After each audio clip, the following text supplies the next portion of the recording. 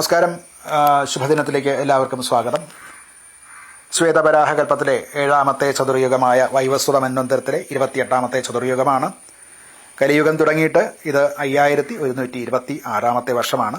ഇന്ന് കലിദിന സംഖ്യ വരുന്നത് 18,72,432ാമത്തെ ദിവസമാണ്. ശ്രീകൃഷ്ണ പരമാത്മാവ് സ്വർഗാരോഹണം നടത്തിയ ദിവസം മുതൽക്കാണ് കലി തുടങ്ങിയത് എന്ന് വിശ്വസിക്കുന്നു.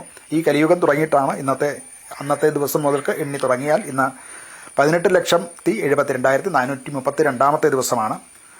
ഇന്ന് മലയാള കലണ്ടർ അനുസരിച്ച് 1200-ാം ആണ്ട് കർക്കിടക മാസം 25-ാം തീയതിയാണ്. ശകവർഷം 1947 ശ്രാവണ മാസം 19.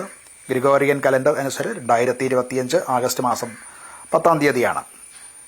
കൃഷ്ണപക്ഷമാണ്. കൃഷ്ണപക്ഷ പ്രഥമയാണ് തുടങ്ങുന്ന ദിവസമാണ്. ഉച്ചയ്ക്ക് 12:10 വരെ മാത്രമാണ് പ്രഥമയുള്ളത്. അതിനുശേഷം ദ്വിതീയ ആണ്. കരണം വരുന്നത് പന്നിക്കരണമാണ്. 12:10 വരെയാണ് പന്നിക്കരണവും. നിത്യയോഗം സൗഭാഗ്യനാമ നിത്യയോഗമാണ്. അതും 2:15 വരെയാണ്. തുടർന്ന് ശോഭന ആണ്. നാൾ വരുന്നത് അവിട്ടം നക്ഷത്രമാണ്. അത് 1 മണി ഉച്ചയ്ക്ക് 1:52 വരെയുള്ള സമയത്താണ് അവിട്ടം നക്ഷത്രമുള്ളത്. അത് കഴിഞ്ഞാൽ ചതയമാണ്. ഞാറ്റുവേല ആയില്യം ഞാറ്റുവേല തന്നെ തുടരുന്നു. ഇന്ന് ദിവസം ഞായർ സൂര്യന്റെ കാലഹോരയിൽ തുടങ്ങുന്ന ദിവസമാണ്. ഉദയം സംഭവിക്കുന്നത് 6:18:54 ഉദയം സംഭവിക്കുന്നത്. അസ്തമയം 6 വൈകിട്ട് 6:41:55 അസ്തമയം സംഭവിക്കുന്നു.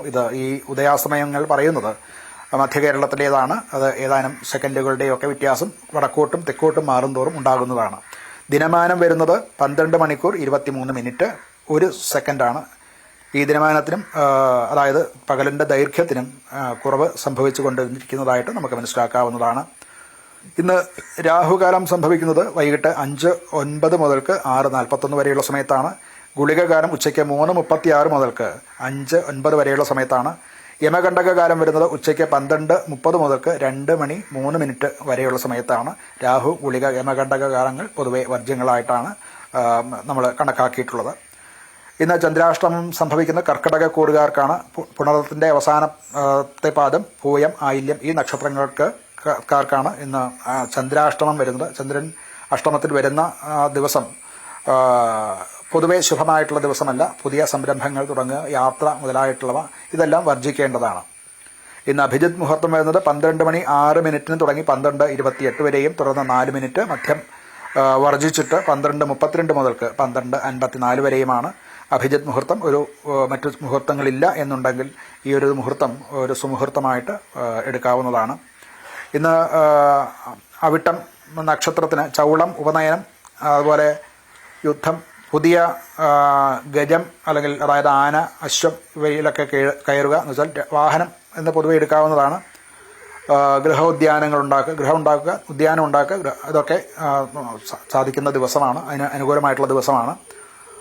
പ്രതിപദമാണ്. പ്രതിപദത്തിന് ഇത് കറുത്തപക്ഷത്തിലെ പ്രതിപദമായത് കൊണ്ട് വർജ്യമല്ല.